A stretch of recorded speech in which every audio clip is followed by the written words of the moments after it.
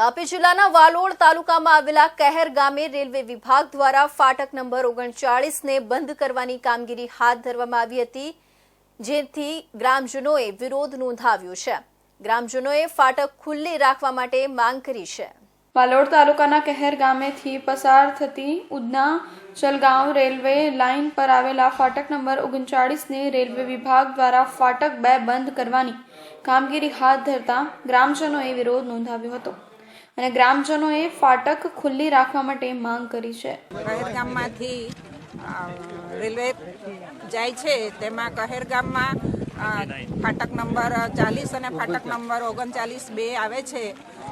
40 number ફાટક બંધ કર્યો છે, છતાં પણ ત્યાં એ પણ અમને જાણ કરી નથી અને આજે 39 નંબર ફાટક પંચાયતને કે ગામ લોકોને જાણ કર્યા વગર રેલવેના માણસો આવી ગયા હતા અને અમને જાણ થઈ નથી।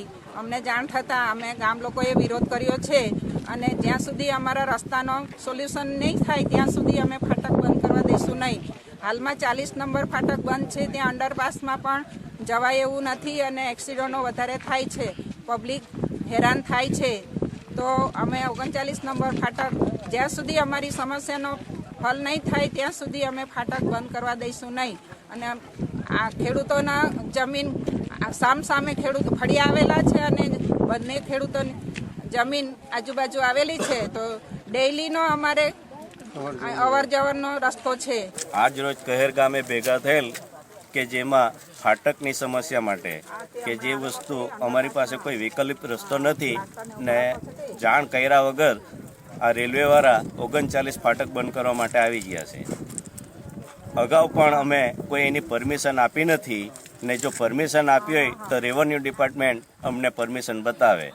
આ વગર પરમિશનની બોગદું બનાવેલું છે ને અમારી ફાટક બંધ કરવા માટે કોન્ટ્રાક્ટને આ કામ આપી આ ફાટક બંધ કરવા માટે આજ રોજ કોન્ટ્રાક્ટર મજૂર લઈને આવી ગયા હતા। તાપી જિલ્લાના વાલોડ તાલુકામાં આવેલા કહેર ગામે રેલવે વિભાગ દ્વારા ફાટક નંબર 39ને બંધ કરવાની કામગીરી હાથ ધરવામાં આવતા ગ્રામજનોએ વિરોધ નોંધાવ્યો છે। આ રેલવે ફાટક બંધ થવાથી આ વિસ્તારના ખેડૂતો સહિત વિદ્યાર્થી અને અવરજવર કરનાર ગ્રામીણ લોકોએ મુશ્કેલીનો સામનો કરવાનો વારો આવી શકે છે, જેથી આ ફાટક ખુલ્લું રાખવાની ગ્રામજનોએ માંગ કરી છે।